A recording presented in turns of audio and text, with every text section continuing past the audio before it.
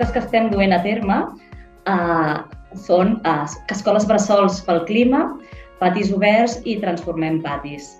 Tots aquests són projectes que promouen la lluita contra l'emergència climàtica a les escoles, naturalitzant, reverdint, enjardinant els patis, incloent tot el que és el verd, plantant arbres, buscant que la natura entri als patis de les escoles.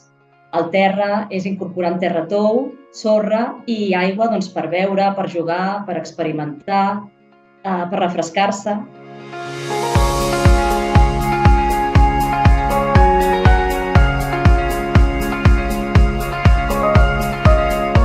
Són projectes que promouen l'educació i el joc a l'aire lliure en una ciutat educadora i jugable, incorporant elements de joc amb materials naturals, ambients de joc per al joc actiu, semiactiu i tranquil, nous espais guanyats en perspectiva de gènere, que trenquen rols i que volen afavorir dinàmiques més igualitàries, i són sobretot espais que volen connectar amb les aules però també amb l'entorn.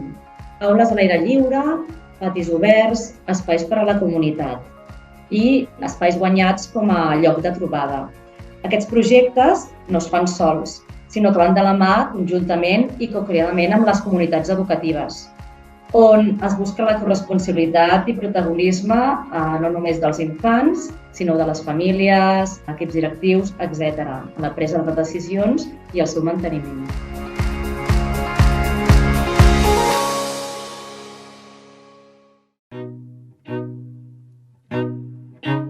Aquest curs passat vam començar a construir, amb tota l'experiència que tenien totes les escoles bressol d'una llarga tradició, una estratègia que li diem Bressols pel clima i que s'estructura principalment en 6 grans eixos.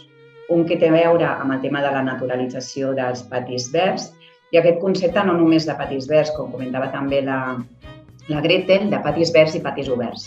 El curs passat es van naturalitzar 25 patis, o sigui, una quarta part dels patis de bressol s'han anat naturalitzant, i la idea és, en un escenari 2030, acabar amb tots aquests patis naturalitzats. Després, per una altra banda, tenim tota la part també de cobertes verdes, que amb la mesura del possible i a mesura també que anem avançant amb l'ampliació de les xarxes d'escoles bressol amb noves escoles, també la idea és anar incorporant en taulades aquestes cobertes verdes que també naturalitzen i també fan baixar la temperatura dels recintes escolars i també contribueixen al confort tèrmic del barri.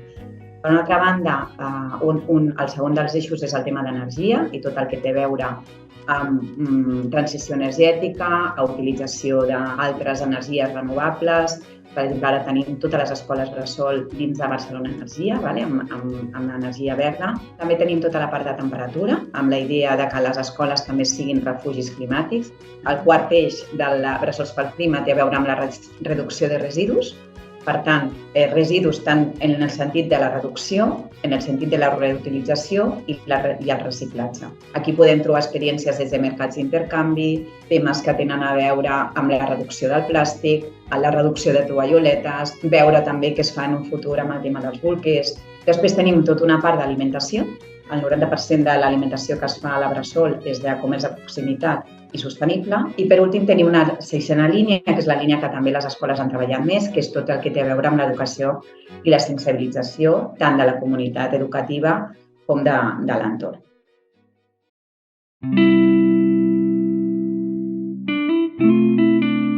Imaginem projectes que puguin sorgir d'iniciatives de l'alumnat, de les famílies, però també de la comunitat de l'entorn on es troben aquestes escoles.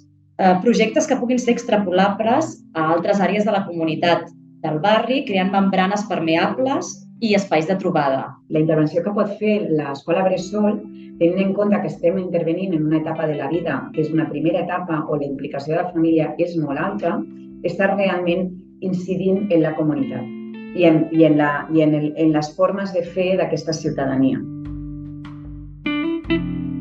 Aquest és un repte, no? Les intervencions que es fan amb les escoles, no només d'escoles bressol, sinó la resta d'escoles, a nivell de transformació de patis o de patis oberts, és un repte que surti de la pròpia escola i que arribi a l'entorn més proper, o no, més proper no, que sigui la ciutadania que s'apropi també, que pugui gaudir d'aquests espais guanyats, no?